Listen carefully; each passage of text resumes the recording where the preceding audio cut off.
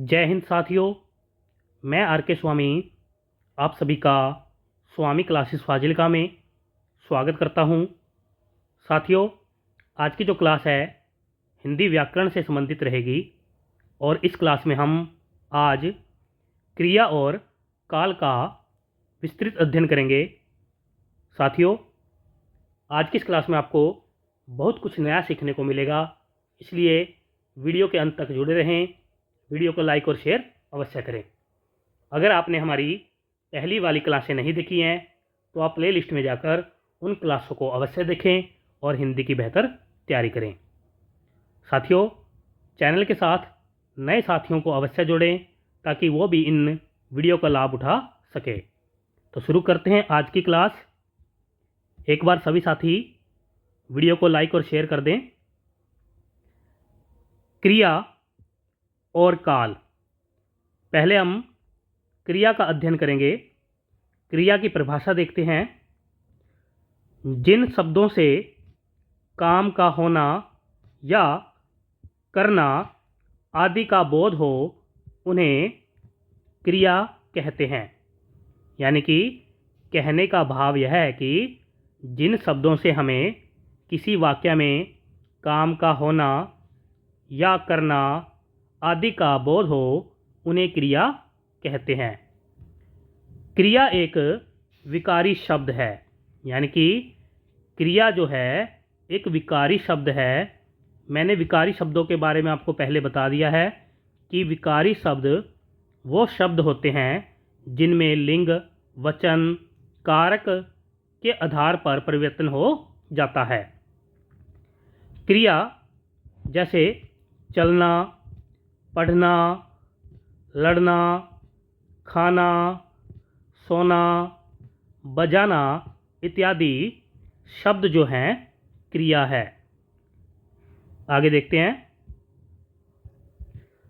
मूल भाषा यानी कि संस्कृत में इसे धातु कहते हैं और धातु में ही ना प्रत्यय जोड़ने पर ही हिंदी में इसे क्रिया कहा जाता है। यानी कि संस्कृत भाषा में क्रिया को धातु कहा जाता था और धातु में ही जब ना प्रत्यय जोड़ा जाने लगा तो हिंदी में उसे क्रिया कहा जाता है। ओके, यहाँ तक सभी को। आगे देखते हैं। धातु की परिभाषा देखते हैं। क्रिया जिस रूप में जन्म लेती है उसे धातु कहते हैं। अर्थात क्रिया के मूल रूप को धातु कहते हैं। मूल धातु को क्रिया का अनिवार्य अंश या आत्मा कहा जाता है।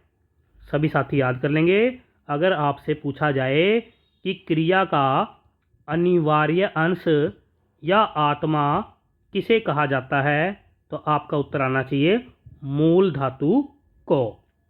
मूल धातु को क्रिया का अनिवार्य अंश या आत्मा कहा जाता है।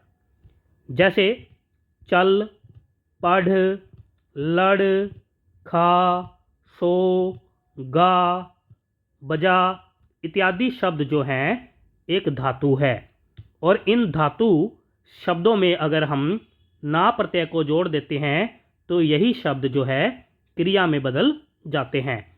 जैसे चल में ना प्रत्यय को जोड़ेंगे तो चलना एक क्रिया बन जाती है। ओके सभी को। आगे देखते हैं। क्रिया के प्रकार। क्रिया को दो आधार पर विभाजित किया जाता है। नंबर 1 पर है मूल क्रिया और नंबर 2 पर आती है यौगिक क्रिया। तो इनका अध्ययन करते हैं हम। पहले नंबर पर है क भाग में है, यानी कि मूल क्रिया या मौलिक क्रिया। क्रिया के मूल रूप को धातु कहते हैं, यानी कि मूल क्रिया को ही धातु कहा जाता है। धातु से ही क्रियापद का निर्माण होता है। धातु स्वतंत्र होती है तथा किसी अन्य शब्द पर निर्भर नहीं रहती है। यानी कि धातु जो होती है वह एक स्वतंत्र पद है और किसी अन्य शब्द पर निर्भर नहीं होती है, यानी कि आश्रित नहीं होती है। जैसे खा, पी, बोल, चल, गा, सो, रो इत्यादि जो हैं एक धातु क्रिया है, यानी कि मूल क्रिया है।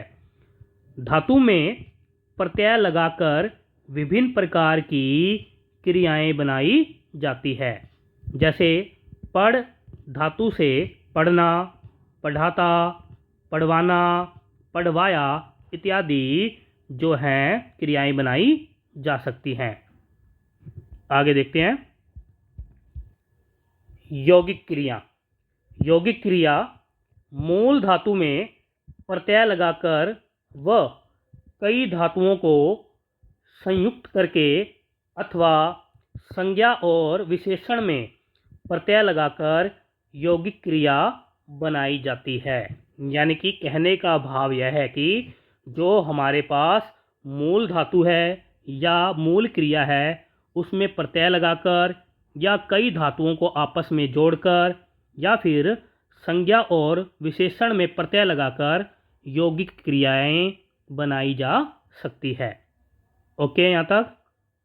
आगे देखो, इसका वर्गीकरण 3 आधार पर किया जाता है। यानी कि क्रिया का वर्गीकरण जो है 3 आधार पर किया जाता है।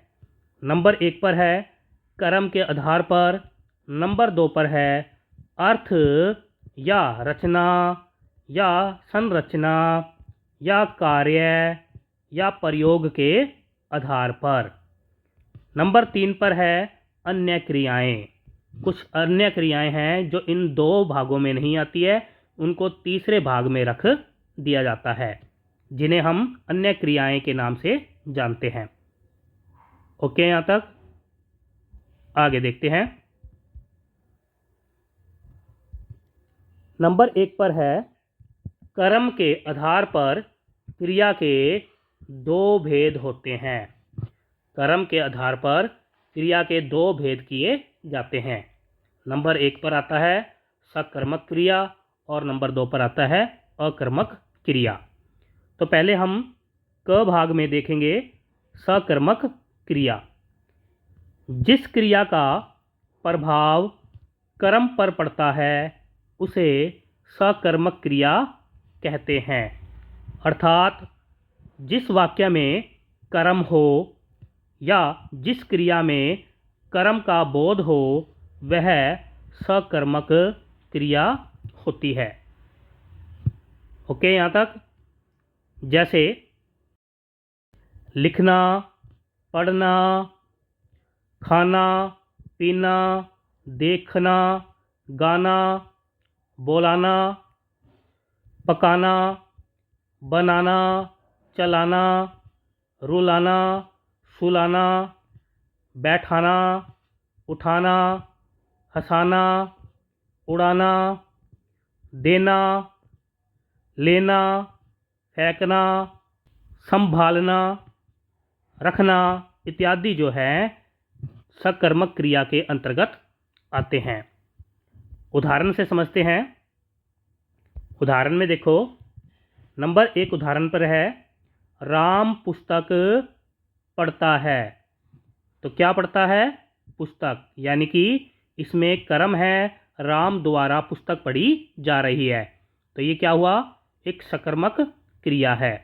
इसी प्रकार से 2 नंबर पर देखो, मोहन सेब खाता है। तो मोहन जो है क्या खाता है? सेब खाता है। अगर क्रिया से हम प्रश्न पूछते हैं क्या खाता है, तो उत्तर आता है सेब, यानी कि कर्म मोहन द्वारा सेब खाने का कर्म किया जा रहा है, तो यहाँ पर सकर्मक क्रिया है। इसी प्रकार से 3 नंबर पर है राकेश गाड़ी चलाता है। तो राकेश क्या चलाता है? गाड़ी चलाता है। तो गाड़ी क्या है? यहाँ पर इस वाक्य के अंतर्गत सकर्मक क्रिया है। ओके, यहाँ तक। आगे देखो, सकर्मक क्रिया दो प्रकार की होती है, यानी कि सकर्मक क्रिया को आगे दो भागों में बांटा जाता है। नंबर 1 पर है एक कर्मक क्रिया। जिस क्रिया का एक कर्म होता है उसे एक कर्मक क्रिया कहते हैं। जैसे उदाहरण में देखो, शिक्षक ने पाठ पढ़ाया। शिक्षक ने पाठ पढ़ाया, इस वाक्य में एक कर्म है पाठ, यानी कि शिक्षक ने क्या पढ़ाया? पाठ पढ़ाया। इसलिए इस वाक्य के अंतर्गत हम कह सकते हैं कि एक कर्मक क्रिया है। ओके, यहाँ तक। आगे देखते हैं। नंबर 2 पर देखते हैं द्विकर्मक क्रिया। जिस क्रिया के दो कर्म होते हैं उसे द्विकर्मक क्रिया कहते हैं। जैसे 1 नंबर उदाहरण में, शिक्षक ने बच्चों को पाठ पढ़ाया। शिक्षक ने बच्चों को पाठ पढ़ाया। इस वाक्य में अगर हम देखें तो पढ़ाया जो है क्रिया है और शिक्षक के द्वारा क्या पढ़ाया जा रहा है? पाठ। और किन्हें पढ़ाया जा रहा है? बच्चों को। यानी कि इस वाक्य के अंतर्गत दो कर्म है, इसलिए इस क्रिया को द्विकर्मक क्रिया कहा जाता है। नंबर 2 पर देखो, मालिक ने नौकर को वेतन दिया। मालिक ने नौकर को वेतन दिया। इस वाक्य में दिया जो है क्रिया है और मालिक ने क्या दिया? वेतन दिया। किसको दिया? नौकर को दिया। यानी कि इसमें दो कर्म हैं, इसलिए यह वाक्य में जो क्रिया है द्विकर्मक मानी जाएगी। आगे देखते हैं, नोट करके लिख लो। द्विकर्मक क्रिया में दो कर्म होते हैं। कौन कौन से? मुख्य कर्म और गौण कर्म। यानी कि जहाँ पर जिस वाक्य के अंतर्गत क्रिया में दो कर्म होते हैं, उन कर्मों को हम एक को मुख्य कर्म मानते हैं और एक को गौण कर्म मानते हैं। मुख्य कर्म और गौण कर्म किसे कहते हैं? आगे देखते हैं। अ भाग में देखते हैं मुख्य कर्म। मुख्य कर्म क्रिया से ठीक पहले कौमा विभक्ति रहित और निर्जीव होता है। यानी कि हम कह सकते हैं कि जिस वाक्य के अंतर्गत द्विकर्मक क्रिया होती है या दो कर्म होते हैं, उसमें जो मुख्य कर्म है वह क्रिया से ठीक पहले होगा, कौमा विभक्ति रहित होगा और निर्जीव होगा। आगे देखते हैं ब भाग में गौण कर्म। गौण कर्म मुख्य कर्म से पहले, यानी कि जो मुख्य कर्म है उससे पहले कौमा विभक्ति सहित, यानी कि उसके साथ विभक्ति सहित विभक्ति लगी होगी, यानी कि कारक चिन्ह लगा होगा और सजीव होता है, यानी कि वह संजीव होता है। जैसे उदाहरण में देखो, न्यायाधीश ने अपराधी को मृत्युदंड सुनाया। अब इस वाक्य में अगर हम देखें तो जो कर्म है दो दिए गए हैं। एक तो कर्म है मृत्युदंड और एक कर्म है अपराधी को।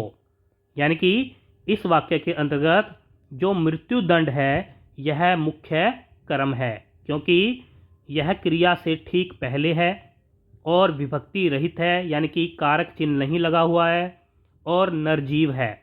इसी प्रकार से गौण कर्म जो है अपराधी को, यह गौण कर्म है। अपराधी को जो है यह गौण कर्म है, क्योंकि यह विभक्ति सहित है, यानी कि कारक चिन्ह लगा हुआ है और संजीव है। अपराधी कोई ना कोई व्यक्ति है, इसलिए संजीव है।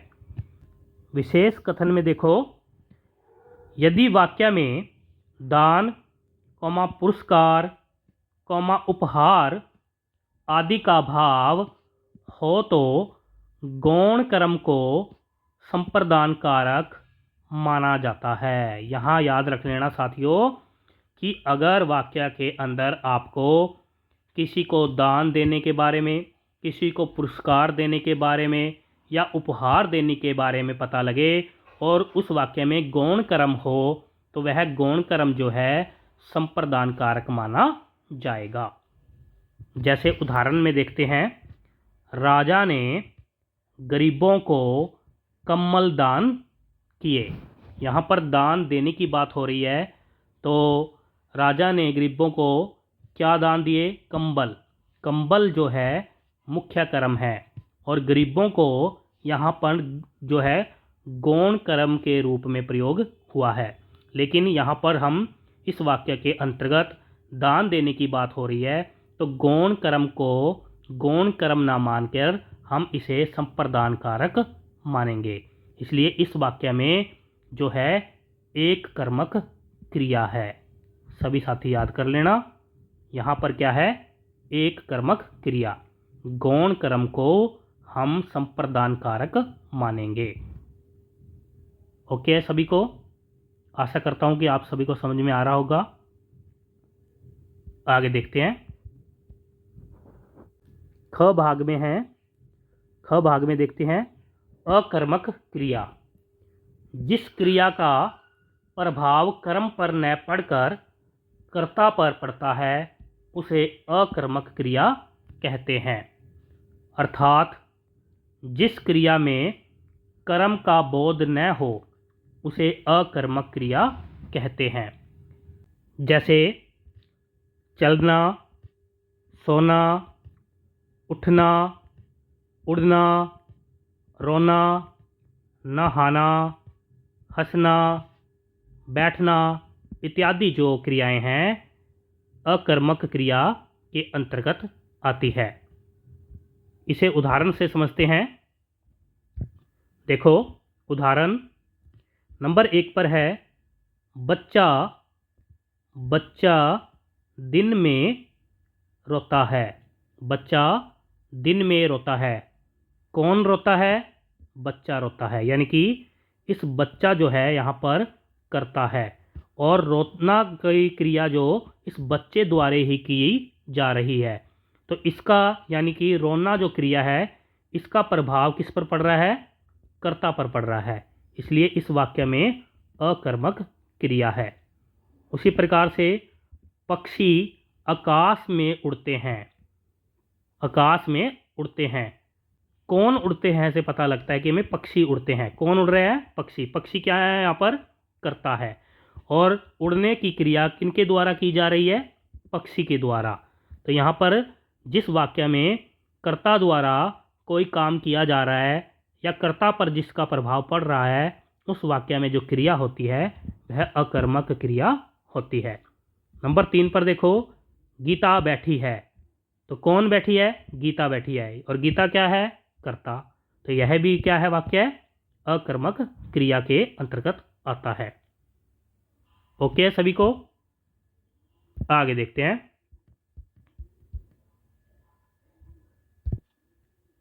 सकर्मक क्रिया, सकर्मक क्रिया और अकर्मक क्रिया को पहचानने के तरीके देखते हैं।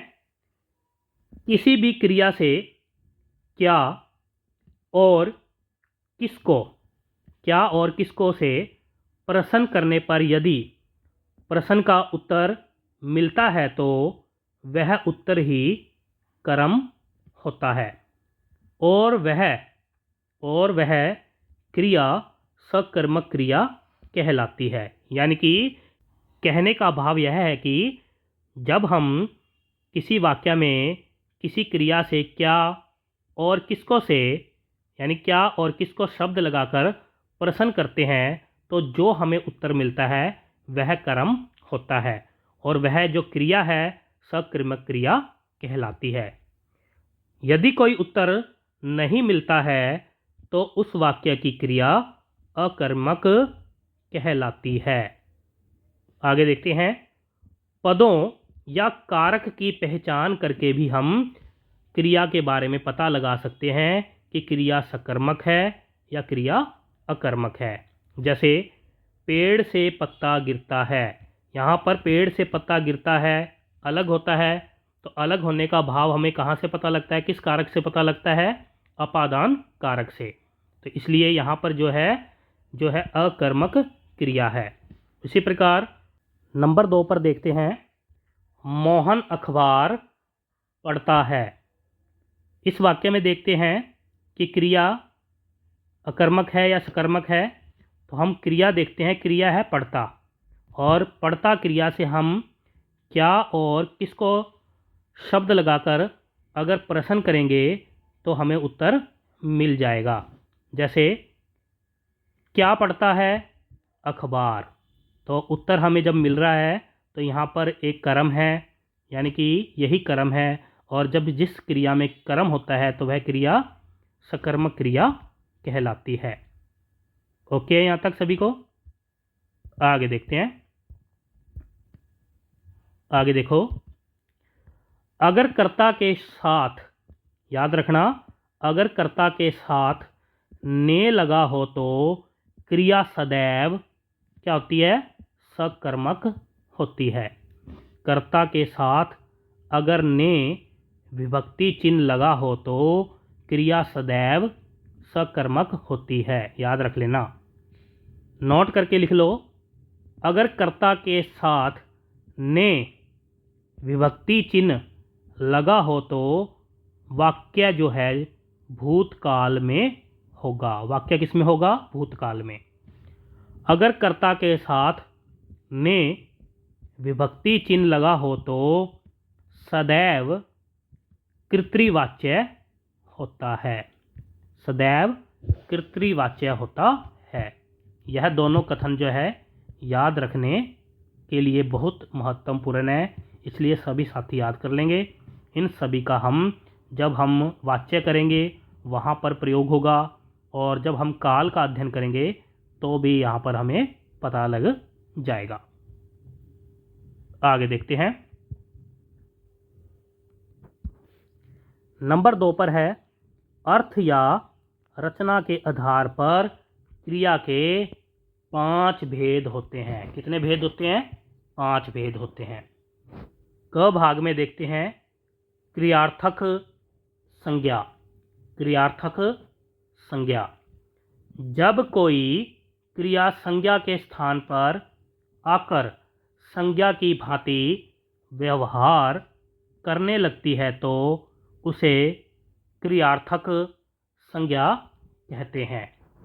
यानी कि जब कोई क्रिया संज्ञा शब्द के स्थान पर प्रयोग हो और संज्ञा के भांति ही व्यवहार करने लग जाए तो उसे हम क्रियार्थक संज्ञा कहते हैं। इसमें स्वभाव, आदत व रुचि आदि का बोध भी होता है। इस क्रिया के अंतर्गत हमें स्वभाव के बारे में, आदत के बारे में व रुचि के बारे में पता चल जाएगा। जैसे उदाहरण से देखते हैं। जैसे नंबर 1 उदाहरण में है, देश के लिए मरना गर्व की बात है। यहाँ पर मरना जो क्रिया है संज्ञा शब्द के स्थान पर प्रयोग की जा रही है, और क्रिया जो है अपने स्थान पर ना होकर दूसरे स्थान पर प्रयोग की गई है। तो यहाँ पर यह क्रिया जो है क्रियार्थक संज्ञा के अंतर्गत आती है। 2 नंबर पर देखते हैं, टहलना स्वास्थ्य के लिए लाभदायक है। यानी कि स्वभाव, आदत या रुचि के बारे में जो भी पता लग रहा है तो भी हम कह सकते हैं यह क्रियार्थक संज्ञा है, और यह क्रिया जो है संज्ञा के स्थान पर प्रयोग की जा रही है, इसलिए यह क्रियार्थक संज्ञा के अंतर्गत आती है। नंबर 3 पर देखते हैं, नशा करना स्वास्थ्य के लिए हानिकारक है। यानी कि इस वाक्य में हमें आदत के बारे में पता लग रहा है कि नशा करना स्वास्थ्य के लिए हानिकारक है, और जो क्रिया करना क्रिया जो है संज्ञा के स्थान पर भी प्रयोग की गई है, यानी संज्ञा की तरह व्यवहार कर रही है, इसलिए यह क्रियार्थक संज्ञा है। ओके है यहाँ तक सभी को? आगे देखते हैं। नोट करके लिख लेना। जब वाक्य में क्रिया अपने स्थान पर नहीं आकर, जब वाक्य में क्रिया अपने स्थान पर नहीं आकर किसी दूसरे स्थान पर आए और ना, और इसके साथ ही ना प्रत्यय के साथ आए, तो वह क्रिया जो है क्रियार्थक संज्ञा होती है। ओके यहाँ तक सभी को? आगे देखते हैं।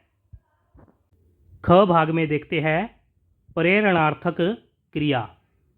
जब वक्ता स्वयं कार्य न करके किसी अन्य व्यक्ति से कार्य करवाता है तो वहाँ प्रेरणार्थक क्रिया होती है।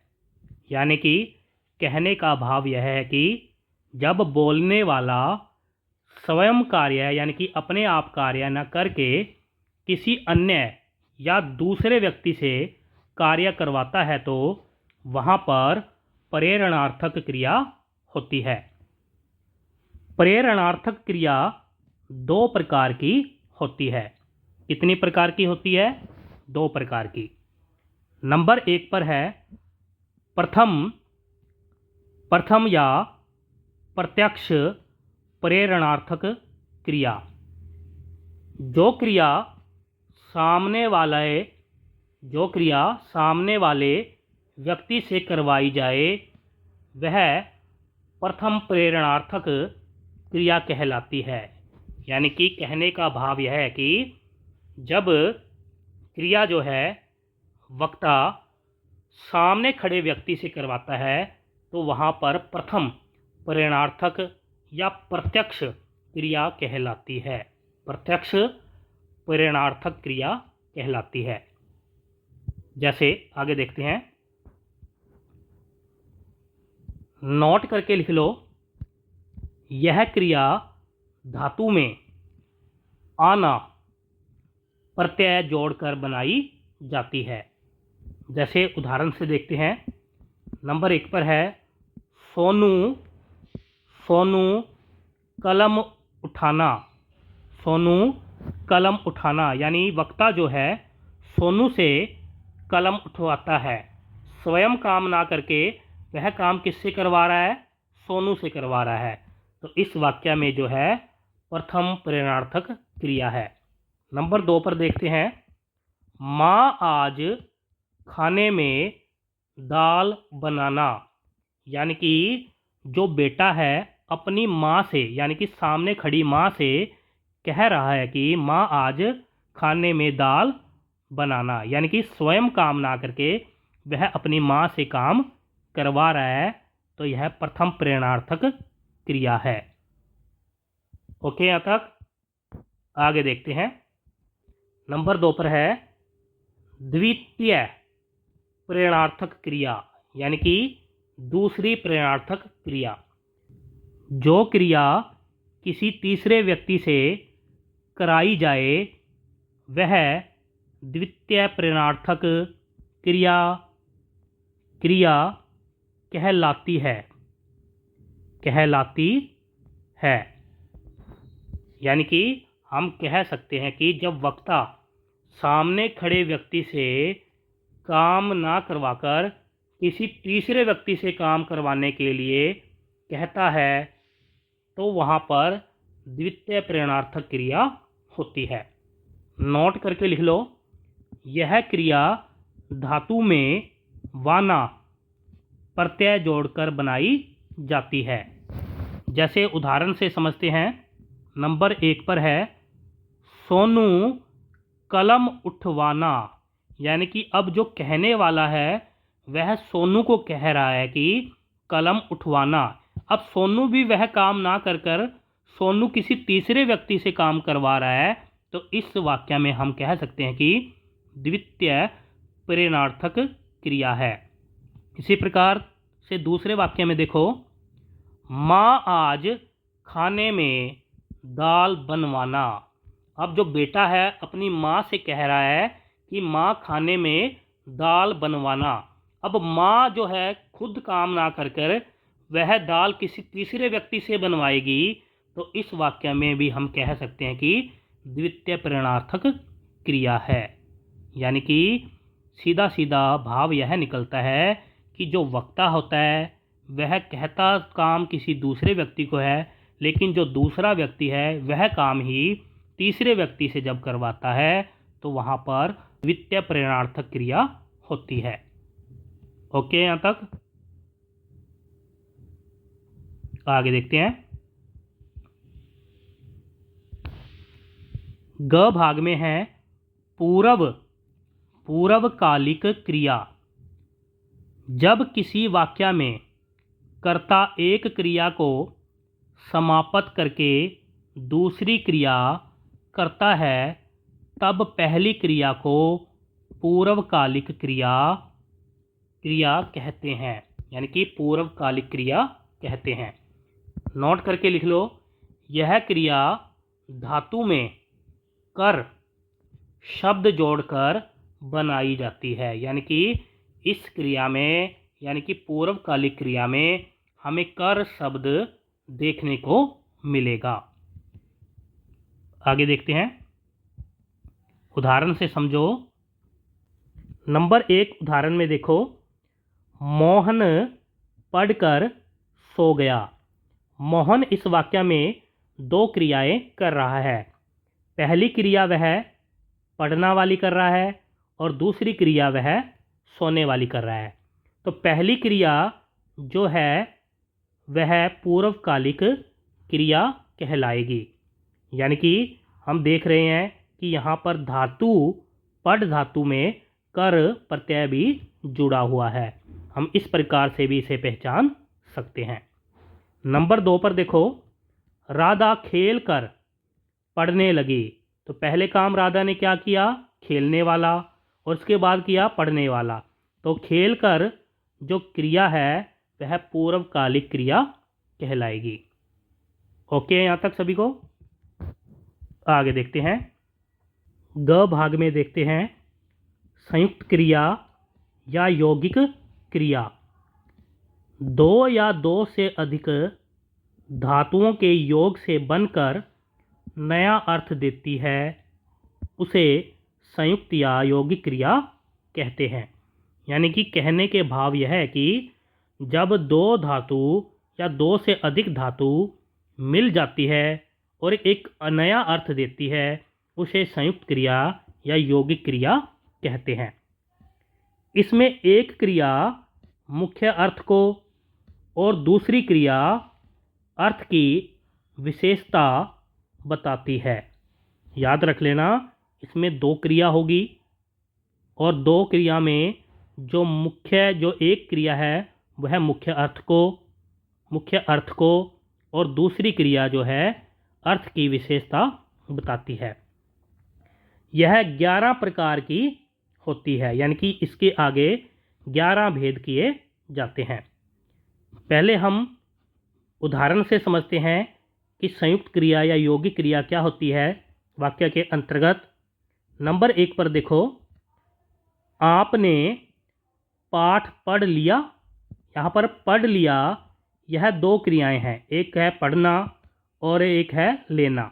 यानी कि यह दोनों क्रिया संयुक्त रूप से प्रयोग हो रही है, इसलिए इस वाक्य में यहाँ पर संयुक्त क्रिया है। नंबर 2 पर देखो, सारे पक्षी उत्तर की ओर उड़ चले। यहाँ पर उड़ चले जो है संयुक्त क्रिया है, क्योंकि यह 2 क्रियाएं हैं, एक है उड़ना और एक है चलना। तो यह पर जो है यौगिक क्रिया का प्रयोग हुआ है, दोनों संयुक्त रूप से प्रयोग हुए हैं। ओके, यहाँ तक? आगे देखो, 11 प्रकार का अध्ययन करेंगे। नंबर 1 पर है निश्चय बोधक संयुक्त क्रिया।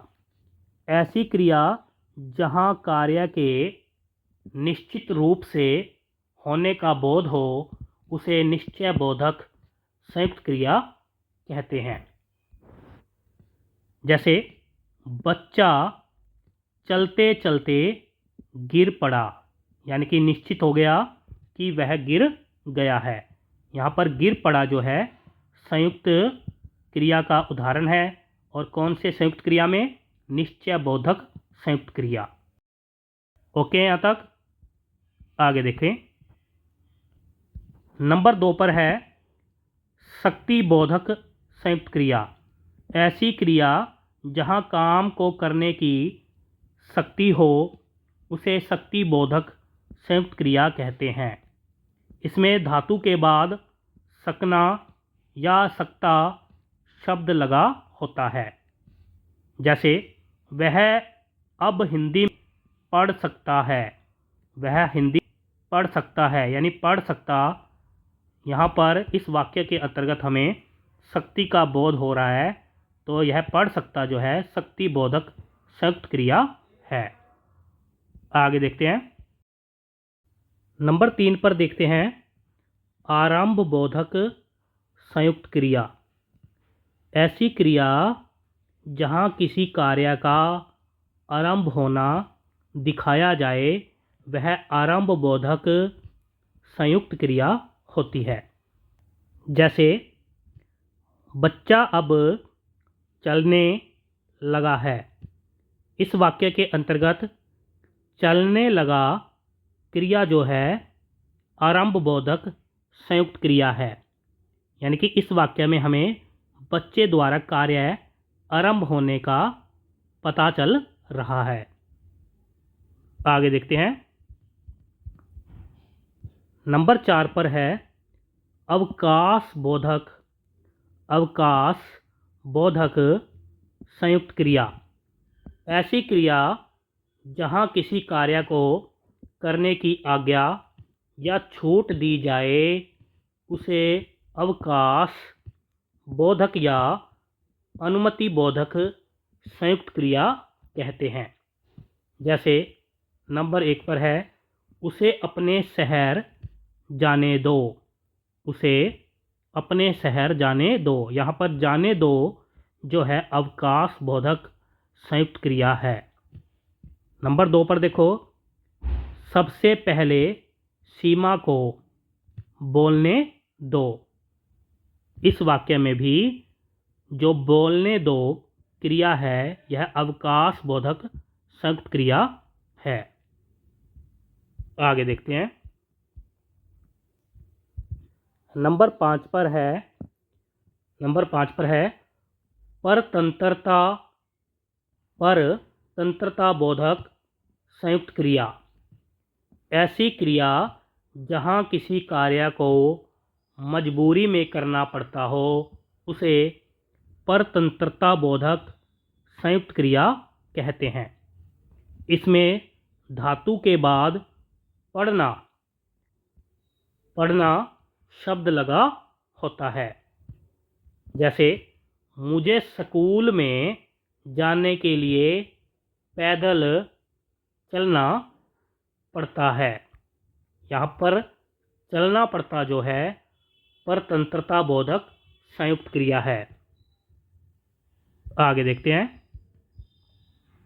नंबर 6 पर है एकार्थक बोधक संयुक्त क्रिया।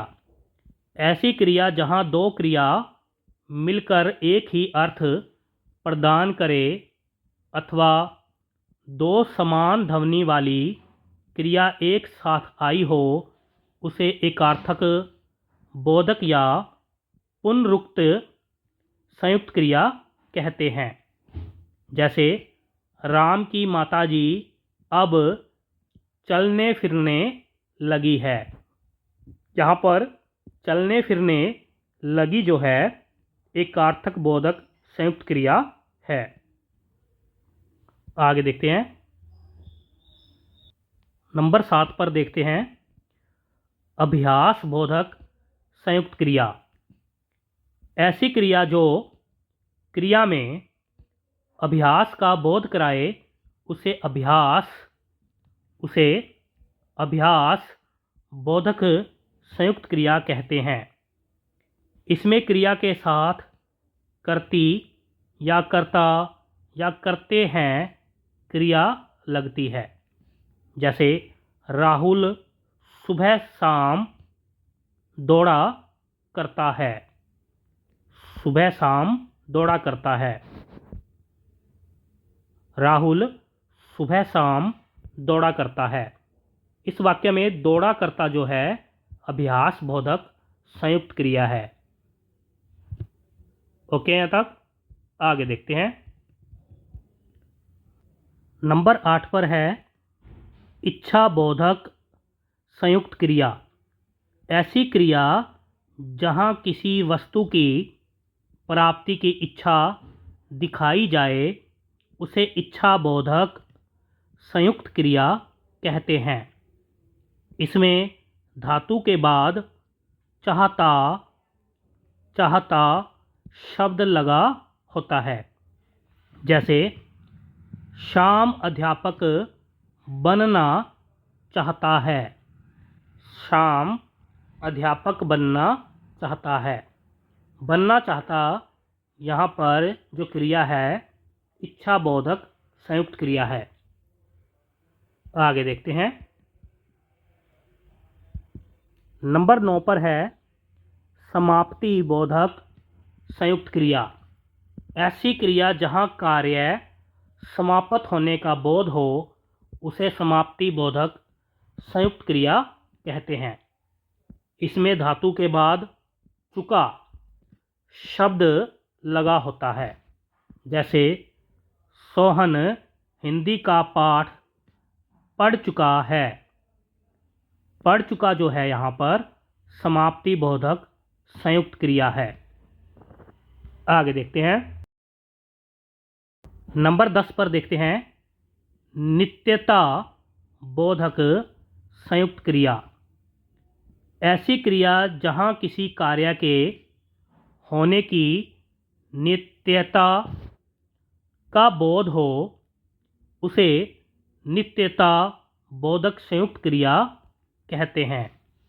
अर्थात ऐसे कार्य जो पहले भी होता रहा है और आगे भी इसी प्रकार होता रहेगा वहाँ पर नित्यता बोधक संयुक्त क्रिया होती है। जैसे सूरज पूर्व दिशा में उगा करता है।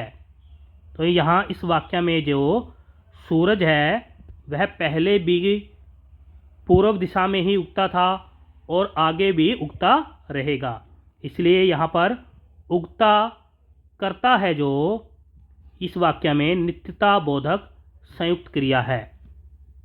आगे देखते हैं। 11 नंबर पर आवश्यकता बोधक संयुक्त क्रिया।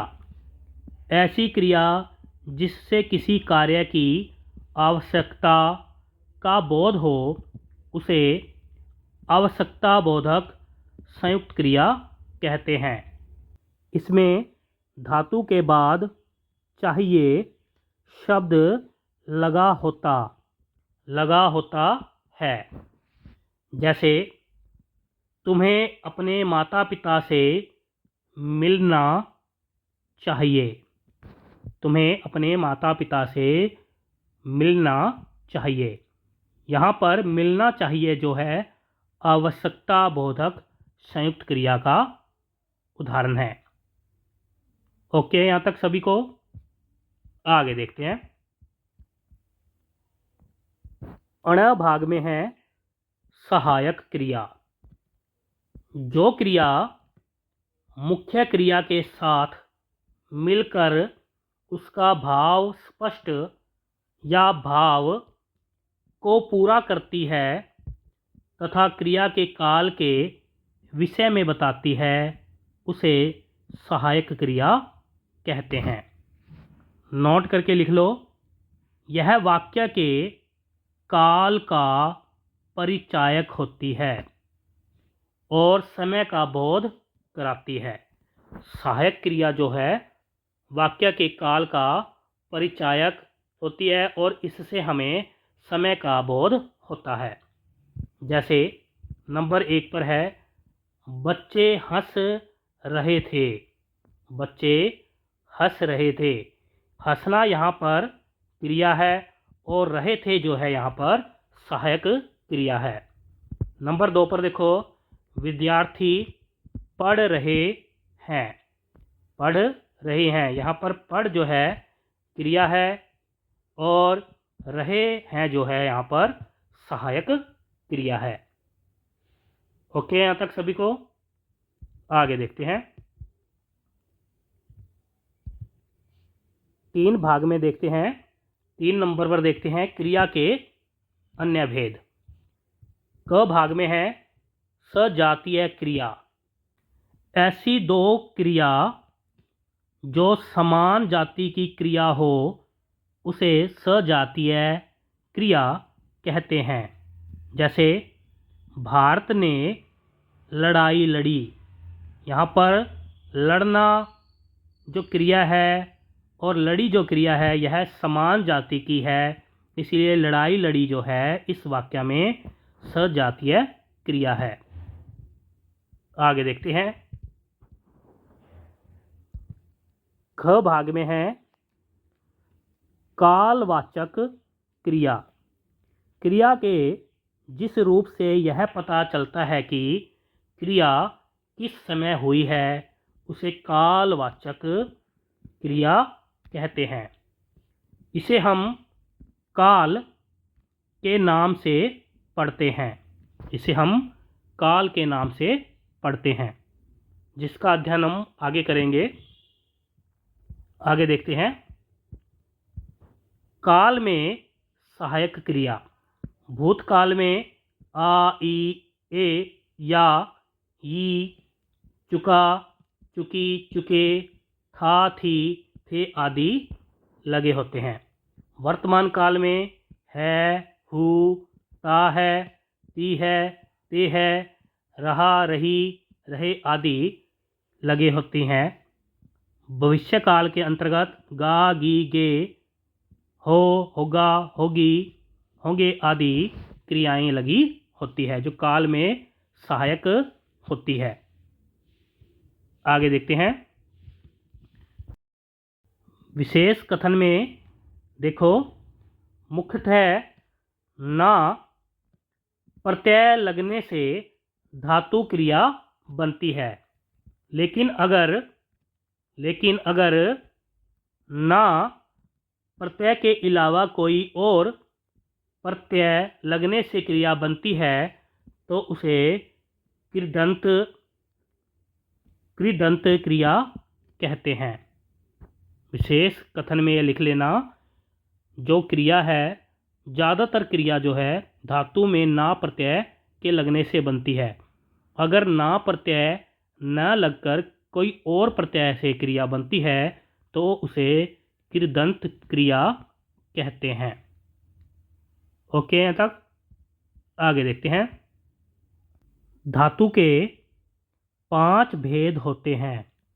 याद कर लेना साथियों, अगर आपसे धातु के भेदों के बारे में पूछे तो आपने बताने हैं धातु के 5 भेद होते हैं।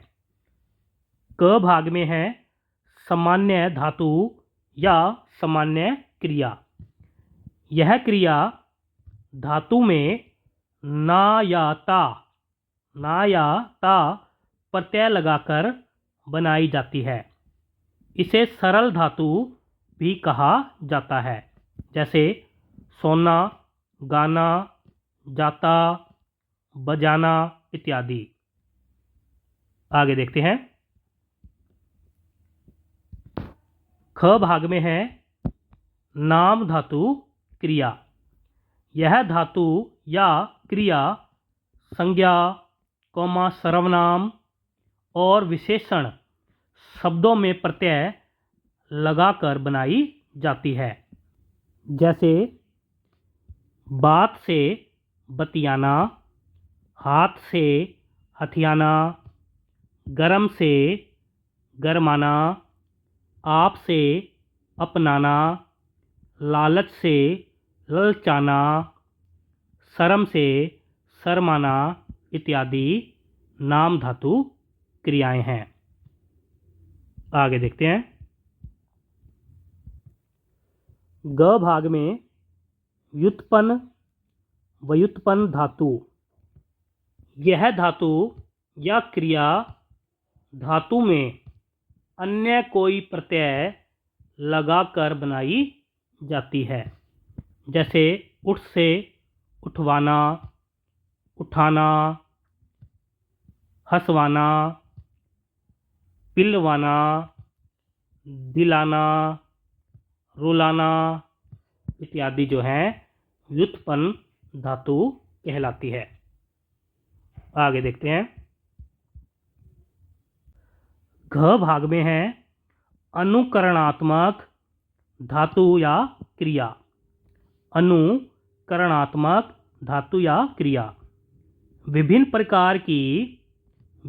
प्रकार की ध्वनियों के अनुकरण पर बनाई जाने वाली धातुएं या क्रियाएं अनुकरणात्मक धातु या क्रिया कहलाती है। जैसे खट खटाना, झनझनाना, हिनहिनाना, टनटनाना, भिन बनाना इत्यादि। ओके, यहाँ तक सभी को। आगे देखते हैं। अणय भाग में है सम्मिश्रित धातु। सम्मिश्रित धातु यह धातु या क्रिया संज्ञा विशेषण और क्रिया विशेषण शब्दों के पश्चात करना, करना, खाना, देना, आना, जाना, मारना, होना आदि पद लगाकर बनाई जाती है। यानी कि सम्मिश्रित धातु जो है संज्ञा में, विशेषण में और क्रिया विशेषण शब्दों में करना, खाना, देना, आना, जाना, मारना, होना आदि पद लगाकर बनाई जाती है। जैसे करना लगाकर बनती है छेद करना, हत्या करना, नाम करना इत्यादि। होना से नाम होना, काम होना, छेद होना इत्यादि। मारना से चक्कर मारना, डींग मारना, झपटा मारना इत्यादि। जाना से सो जाना, पी जाना, खा जाना इत्यादि। आगे देखते हैं। आना से पसंद आना, नज़र आना इत्यादि। खाना से हवा खाना, मार खाना, रिश्वत खाना इत्यादि क्रियाएं बनाई जाती है। प्यारे साथियों, ये थे क्रिया संबंधी महत्वपूर्ण तथ्य। यहाँ से आगे हम कल की क्लास में अध्ययन करेंगे। यानी कि कल हम काल का विस्तृत अध्ययन करेंगे। आज की इस क्लास में हमने क्रिया का विस्तृत रूप से अध्ययन किया है और मैं आशा करता हूँ आज की इस क्लास में आपको बहुत कुछ नया सीखने को मिला होगा। अगर आपको आज की क्लास अच्छी लगी है तो वीडियो को लाइक और शेयर अवश्य करें। अगर आपने अभी तक चैनल को सब्सक्राइब नहीं किया है तो चैनल को सब्सक्राइब करें, बेल आइकन को भी अवश्य दबाएं। चैनल के साथ नए साथियों को अवश्य जोड़ें ताकि वो भी इन वीडियो का लाभ उठा सके। तो मिलते हैं अगली क्लास में, तब तक के लिए जय हिंद।